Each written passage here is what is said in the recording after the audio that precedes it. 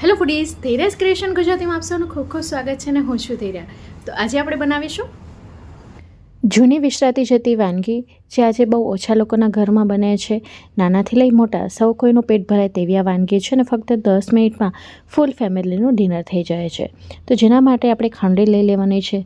એની અંદર આપણે તીખાશ પ્રમાણે મરચાં લઈશું. મેં અહીંયા 2 તીખા મરચાંનો ઉપયોગ કર્યો છે. ત્યારબાદ આની અંદર આપણે 1/2 ટીસ્પૂન જેટલું કાચું જીરું નાખીશું અને સ્વાદ અનુસાર મીઠું નાખીશું. તો 1/2 ટીસ્પૂન જેટલું મીઠું નાખ્યું છે અને 15થી 20 કળી મેં લસણની નાખી છે. હવે આને આપણે અધકચરું ખાંડી લઈશું.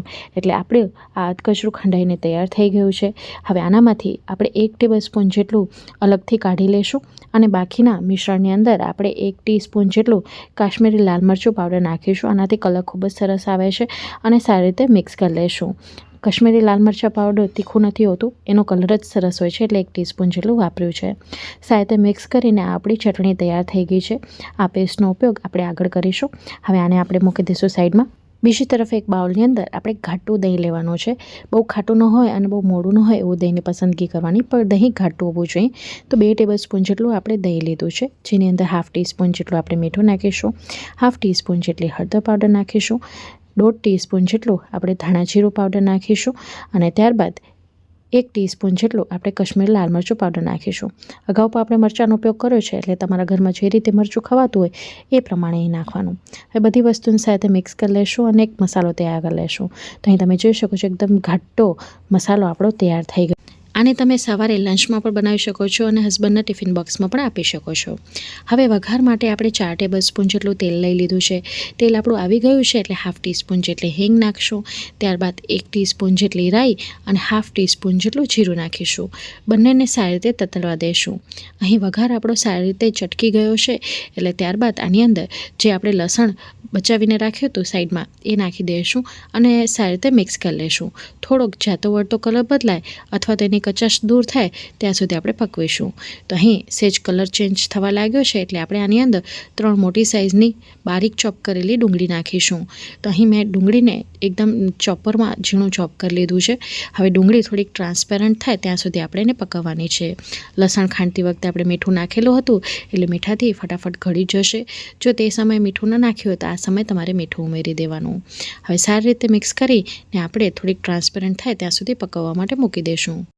હવે અહીં તમે જોઈ શકો છો કે ડુંગળી થોડીક ટ્રાન્સપેરન્ટ થઈ ગઈ છે. તો આ સમયે છે તૈયાર કરેલી લસણની ચટણી આપણે બનાવીને રાખી હતી એ આની અંદર આ સમયે નાખી દઈશું અને બધી વસ્તુને મિક્સ કરી લેશું. ત્યારબાદ આની અંદર આપણે જે દહીંવાળો મસાલો તૈયાર કરીને રાખ્યો તો એ નાખી દઈશું. અહીં દહીં આપણું ઘાટું હશે એટલે ફાટતું નથી. જો પાતળું દહીં હશે તો દહીં ફાટી જાય છે.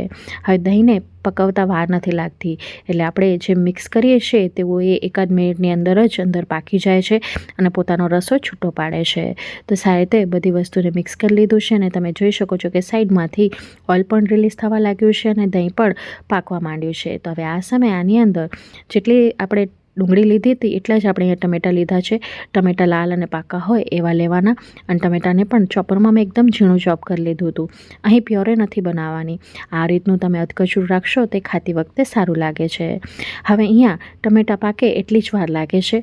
બહુ બધી વાર આ શાકને બનાવવામાં લાગતી નથી અને શાક આ એવું તૈયાર થાય છે કે નાનાથી લઈ મોટા સૌ કોઈને ભાવે તેવું હોય છે.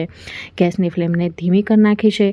ઢાંકણ ઢાંકી દેશું અને એને આપણે ટમેટાને બધું મેશી થઈ જાય ત્યાં સુધી પકવવા માટે મૂકી દઈશું.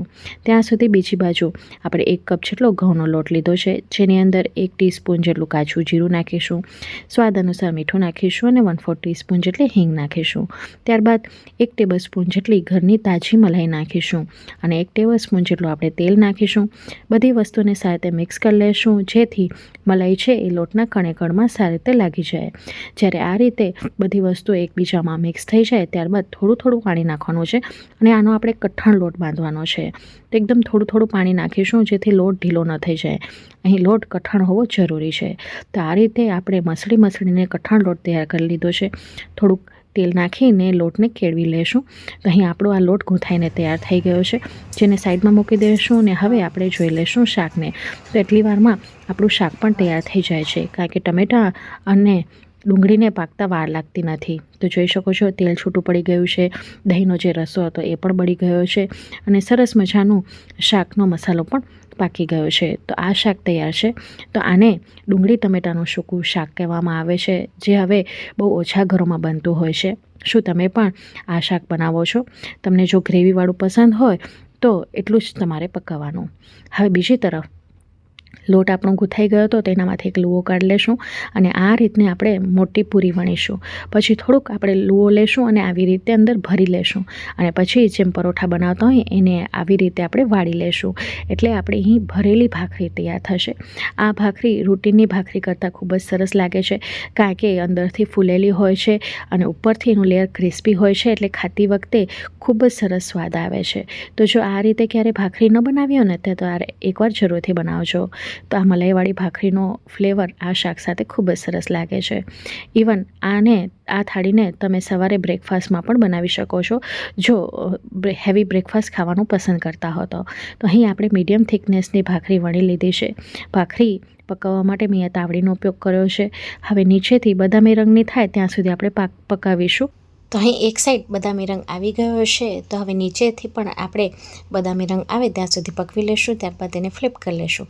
પછી મસોટાની મદદથી આવી રીતે પ્રેસ કરશું એટલે અંદરથી ફૂલતી જશે અને નીચેનું લેયર થોડું ક્રિસ્પી થતું જશે. જો તમને સોફ્ટ ભાખરી પસંદ હોય તો એ રીતે બનાવવાની, પણ આ રીતે થોડીક કડક શેકશો તો એ ખાવાતી વખતે ખૂબ જ સરસ લાગે છે. આનામાં આપણે મોણ અને મલાઈનો ઉપયોગ કર્યો છે, એટલે વડીલો પણ આરામથી ખાઈ શકે એવી આ ભાખરી તૈયાર થાય છે. તો જોઈ શકો છો આ રીતે ફૂલેલી ભાખરી આ શાક સાથે ખાવાની મજા જ પડી જાય છે. તો શું તમે પણ ક્યારે આ રીતે આ કાઠિયાવાડી થાળી બનાવી છે? તો ચાલો હવે આપણે આ ભાખરીને પણ સર્વ કરી લઈએ. તો અહીં શાક પણ આપણું તૈયાર છે, સાથે લીલા મરચાં અને ગોળ અને આ ભાખરી. તો કેવી લાગી તમને મારી આજની આ કાઠિયાવાડી વાનગી? જો મારી રેસીપી તમને ગમી હોય તો પ્લીઝ વિડીયોને લાઇક, શેર, ચેનલને સબસ્ક્રાઈબ કર્યા વગર ન જજો. બાજુમાં આપેલી બેલ બટન જરૂરથી દબાવજો, જેથી મારા આવનારા વિડીયોઝની નોટિફિકેશન તમને મળતી રહે. તમે મારો વિડીયો કયા ગામ, કયા શહેર, કયા મેગા સિટીથી જોવો છો એ પણ કમેન્ટ બોક્સમાં લખીને જણાવજો, જેથી મને આનંદ થાય કે મારો વિડીયો ક્યાં ક્યાં પહોંચ્યો છે. ચાલો ફરી મળીશ, ત્યાં સુધી આવજો.